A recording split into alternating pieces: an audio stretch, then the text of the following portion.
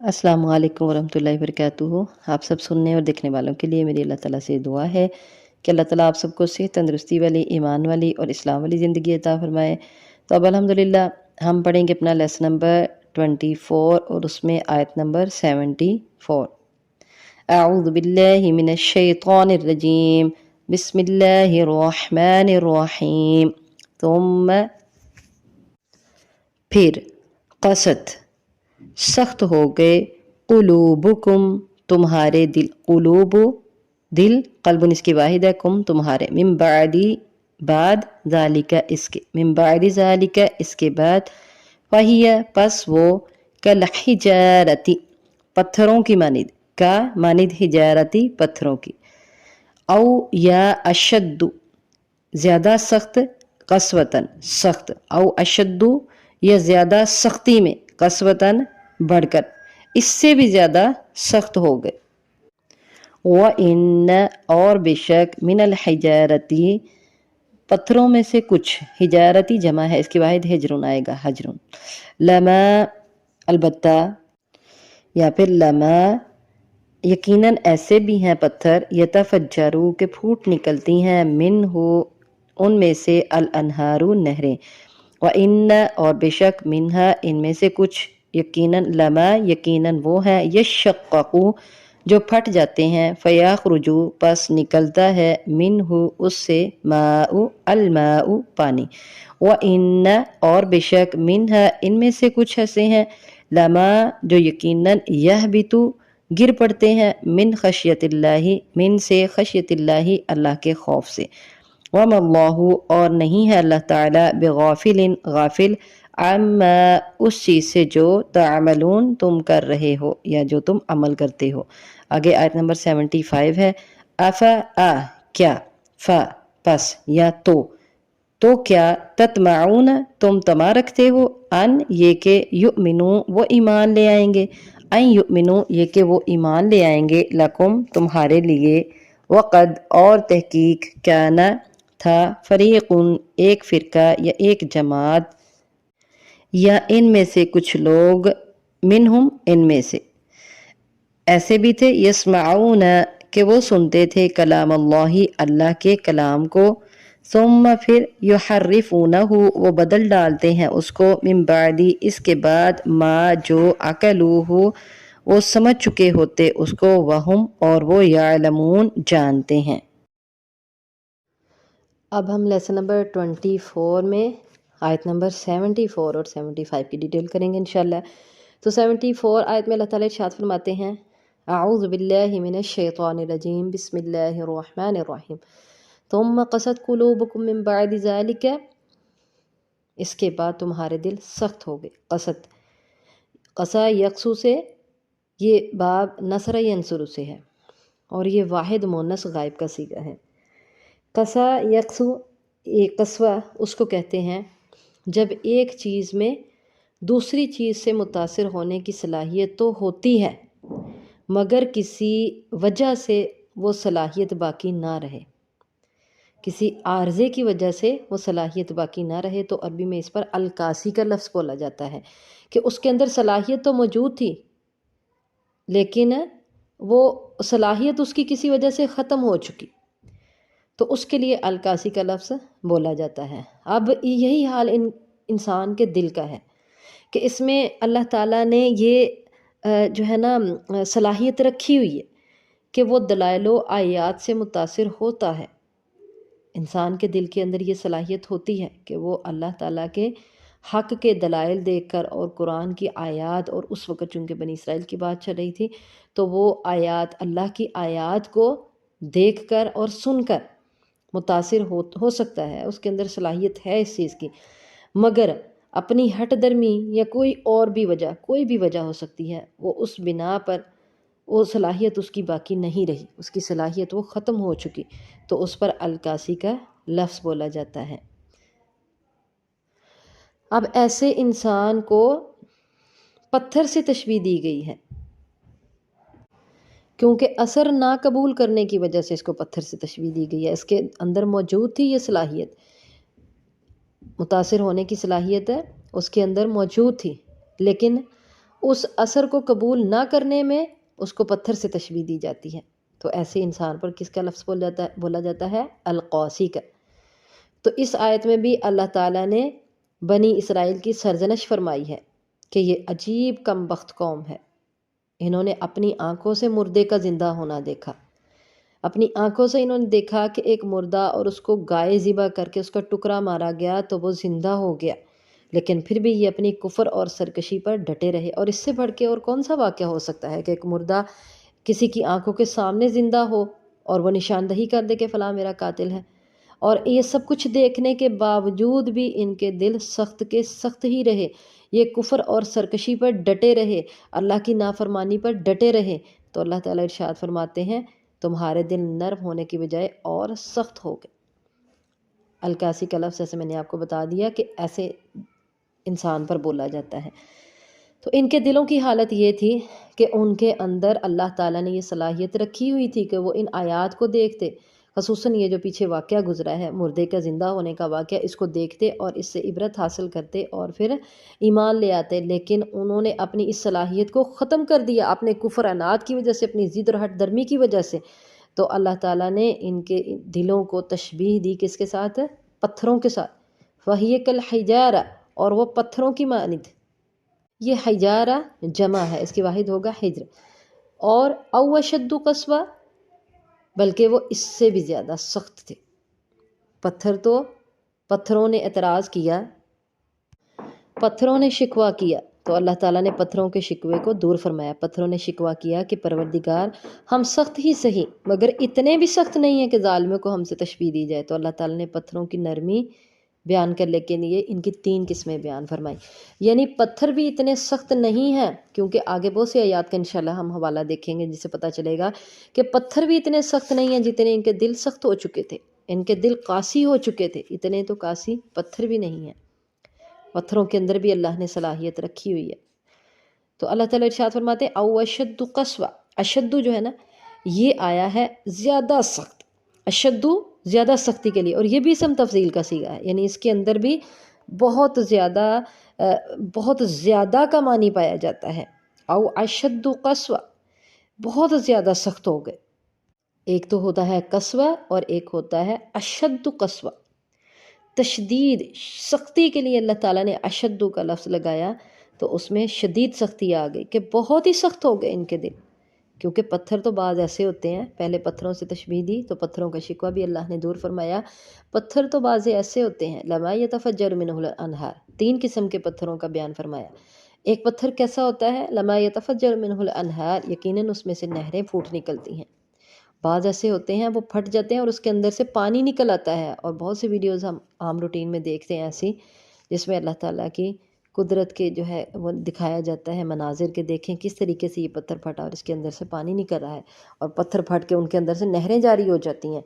وَإِنَّ مِنْهَا لَمَا يَهْبِطُ مِنْ خَشْيَةِ اللَّهِ، بعض ایسے ہوتے ہیں جو اللہ کے خوف سے، اللہ کے ڈر سے گر پڑتے ہیں۔ تو پتہ یہ چلا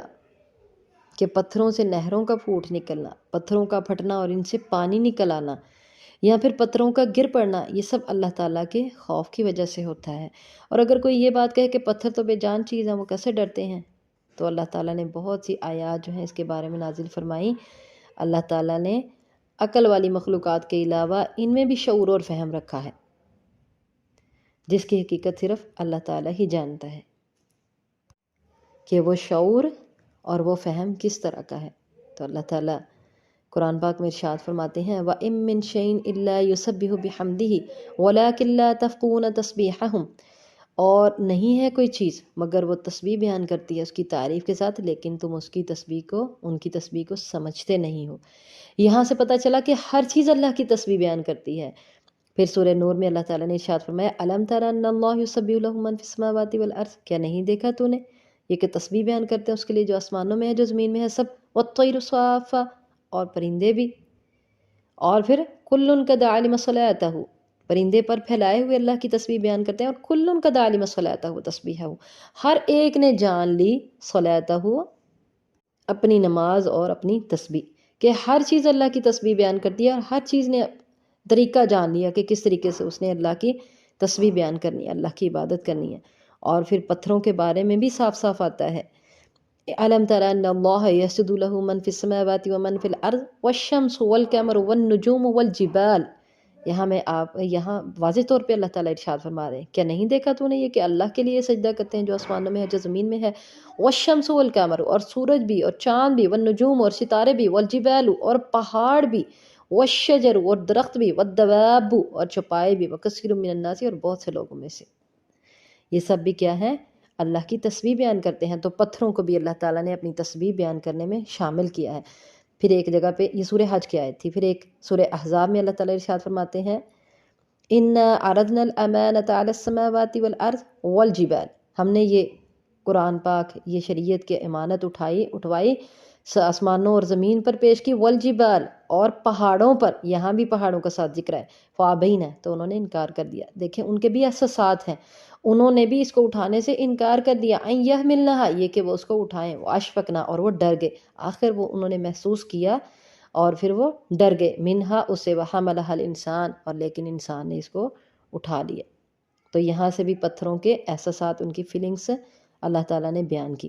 پھر ایک جگہ پر اللہ تعالیٰ ارشاد فرماتے ہیں، سورہ حشر کی ہے، لو انزلنا هذا القرآن على جبل لرأيته خاشعا متصدعا من خشية اللہ، اگر ہم نازل کرتے اس قرآن کو علی جبل، پہاڑ پر، البتہ آپ دیکھتے اس کو خاشعا، کہ وہ ڈر جاتا، عاجزی کرنے والا، پست ہونے والا اور ٹکڑے ٹکڑے ہونے والا دیکھتے، من خشیت اللہ، اللہ کے خوف سے۔ یہاں بھی اللہ تعالیٰ نے پہاڑوں کی فیلنگز کو بیان کیا۔ تو اس طرح بہت سی آیات ہیں، اللہ تعالیٰ ہم سب کو سمجھ دے۔ تو بعض لوگ اگر اپنے فلسفے کی بنیاد پہ یہ کہنا چاہیں کہ ان کے اندر تو کوئی فیلنگز نہیں، وہ تو پتھر ہیں، لیکن اللہ تعالیٰ نے یہاں پہاڑوں اور پتھروں کے بھی نرمی کے واقعات بیان کر دیے، نرمی کے آیات بیان کر دی کہ وہ کس طریقے سے ان کی بھی فیلنگز ہیں، ان کے بھی احساسات ہیں اپنے، اور محسوسات ہیں ان کے اپنے۔ اسی طرح احادیث مبارکہ میں بھی بہت سے ایسے حوالے ملتے ہیں، جیسے نبی کریم صلی اللہ علیہ وسلم نے ارشاد فرمایا، احد پہاڑ ایسا پہاڑ ہے جو ہم سے محبت کرتا ہے اور ہم اس سے محبت کرتے ہیں، مطلب یہ کہ پہاڑ بھی محبت کر رہا ہے، اس کی بھی فیلنگز ہیں۔ پھر آپ صلی اللہ علیہ وسلم نے ارشاد فرمایا، میں مکہ میں ایک پتھر کو پہچانتا ہوں جو مجھے بعثت سے قبل سلام کہا کرتا تھا، وہ نبی کریم صلی اللہ علیہ وسلم کی نبوت کو پہچانتا تھا اور آپ صلی اللہ علیہ وسلم کو سلام کہا کرتا تھا۔ اسی طرح کھجور کے تنے کے بارے میں فرمایا کہ کھجور کے تنے کا بآواز بلند رونے کا واقعہ بھی آپ نے سنا ہوگا کہ جب وہ کس قدر بلند آواز سے رویا کرتا تھا کہ نبی کریم صلی اللہ علیہ وسلم میرے ساتھ ٹیک لگایا کرتے تھے۔ تو بہت سے واضح دلائل ہیں، اللہ ہم سب کو سمجھ کی توفیق عطا فرمائے۔ بغافلین، آگے لفظ ہے واللہ بغافلین عما تعملون، اللہ تمہارے اعمال سے ہرگز غافل نہیں ہے۔ یہاں با جو ہے نا، بازر بھی، اس کا ترجمہ تاکید کے لیے ہے کہ اللہ تعالیٰ ہرگز غافل نہیں ہے تمہارے اعمال سے، جو تم عمل کرتے اس سے اللہ غافل نہیں ہے۔ آگے آیت نمبر 75 میں اللہ تعالیٰ بیان کرتے ہیں، افتطمعون ان یؤمنوا لکم وقد کان فریق منهم یسمعون کلام اللہ ثم یحرفون من بعد ما عقلوا وهم یعلمون، کہ تم طمع کرتے ہو اس بات کا کہ وہ ایمان لے آئیں گے، یعنی اے مسلمانوں کیا تم اس بات کا طمع رکھتے ہو کہ یہ اہل کتاب، یہ یہودی ایمان لے آئیں گے، اور ان کے درمیان ایسے لوگ گزرے ہیں کہ جو اللہ کے کلام کو سنتے تھے، ان کے دل اس قدر سخت تھے کہ اللہ کے کلام یعنی تورات کو یہ لوگ سنتے تھے، پڑھتے تھے، لیکن اس میں تحریف کر دیتے تھے، ان کے دل اس قدر سخت ہو چکے تھے، اللہ کے کلام کو سنتے ثم یحرفون، اور پھر وہ تحریف کر دیتے تھے اس میں۔ تحریف جو ہے نا، یہ تحریف لفظی اور معنوی دو طرح کی تحریف ہوتی ہے، لیکن تورات و انجیل میں دونوں قسم کی تحریف کر دی گئی ہے۔ پہلے زیادہ جو ہے اس میں معنوی تحریف تھی، لفظی تحریف نہیں تھی۔ تو معنوی تحریف میں یہ تھا کہ وہ اپنے مرضی کا اس کا مطلب بیان کرتے تھے ان کے علماء، اور لفظی تحریف کم تھی۔ لیکن اب تو تورات کے الفاظ بھی بدلے جا چکے ہیں، اور خصوصاً نبی کریم صلی اللہ علیہ وسلم کے آنے کی بشارت جن الفاظ میں تھی، جن آیات میں تھی، ان آیات کے الفاظ بدلے جا چکے، یا ان کو آیات کو ہی بیچ میں سے نکال دیا گیا، ان کو تبدیل کر دیا گیا۔ تو پتہ چلا کہ پہلے یہود زیادہ تر معنوی تحریف کرتے تھے اور لفظی تحریف کم کرتے تھے، لیکن آج کے یہودوں نے لفظی تحریف بھی کر دی، اور انہوں نے ان آیات کو ہی بدل ڈالا جس میں نبی کریم صلی اللہ علیہ وسلم کے اوصاف تھے۔ پھر اپنے دل سے جو ان کا دل چاہا، انہوں نے حلال کو حرام کر دیا اور حرام کو حلال کر دیا، یعنی ان آیات کو ہی تبدیل کر دیا۔ معنوی تحریف تو کی ساتھ لفظی تحریف بھی کر دی۔ تو یہ جو ہے ان کا حال تھا اس وقت بھی اور آج بھی۔ تو اللہ تعالیٰ ارشاد فرماتے ہیں ثم یحرفون من بعد ما اکلوہ، جو ان کو سمجھ آتی اپنی مرضی سے، وہم یعلمون، جانتے بوجھتے ہوئے، ان کو پتہ بھی ہوتا تھا تو یہ تحریف کر دیتے تھے۔ تو آپ کیا ان سے طمع کرتے ہیں؟ یہ تو اپنی کتابوں میں تحریف کر دیتے تھے۔ تو ان سے اس چیز کا طمع مت رکھیں کہ یہ ایمان لائیں گے، بلکہ یہ لوگ، ان کے دل تو پتھروں سے بھی زیادہ سخت ہو چکے۔ بڑے بڑے انہوں نے دلائل دیکھے، بڑے بڑے انہوں نے معجزات دیکھے، لیکن یہ لوگ ایمان نہیں لائے۔ اور آج مسلمانوں میں بھی ایسے بہت سے علماء ہیں، آج کل کے باطل پرست علماء ان کو کہا جا سکتا ہے، کہ وہ اپنے خود ساختہ مسائل کو درست ثابت کرنے کے لیے بہت زیادہ قرآن سے ہی حوالہ جات اور حدیث سے حوالے تراش تراش کے ان کے سامنے، لوگوں کے سامنے رکھتے ہیں، اور اپنے ہی مسائل جو انہوں نے خود سے بنائے ہوئے ہیں اس کی دلیل دینے کے لیے، تو اس کو بھی قرآن میں اور حدیث میں تحریف ہی کہا جائے گا۔ بہت سے علماء آج کل ایسا کرتے ہیں۔ وہ جیسے کسی نے پوچھا کہ ختم کا لفظ تو قرآن پاک میں ہے ہی نہیں، بات تو تھوڑی ہنسنے والی ہے، تو آگے سے کسی نے دلیل دی، اس نے کہا کیوں نہیں ہے؟ قرآن پاک میں تو اللہ تعالیٰ نے بتایا ہوا ہے ختم اللہ علی قلوبہم وعلی سمعہم، تو ختم کا لفظ تو ہے قرآن پاک میں۔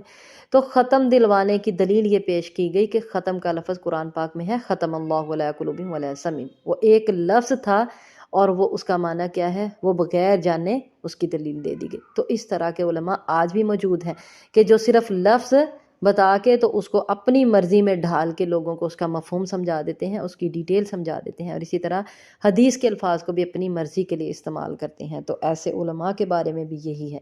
کہ یہ ثم یحرفونہ من بعد ما اکلوہ وہم یعلمون، جانتے بوجھتے ہوئے اللہ کی آیات میں، نبی کریم صلی اللہ علیہ وسلم کی احادیث میں تحریف کرتے ہیں، جو وہ سمجھتے ہیں اس کے مطابق اس کو ڈھال لیتے ہیں۔ اللہ تعالیٰ ہمیں ایسے علماء سے بچائے، ایسے فعل سے بچائے، اور اللہ تعالیٰ ہمیں پکے اور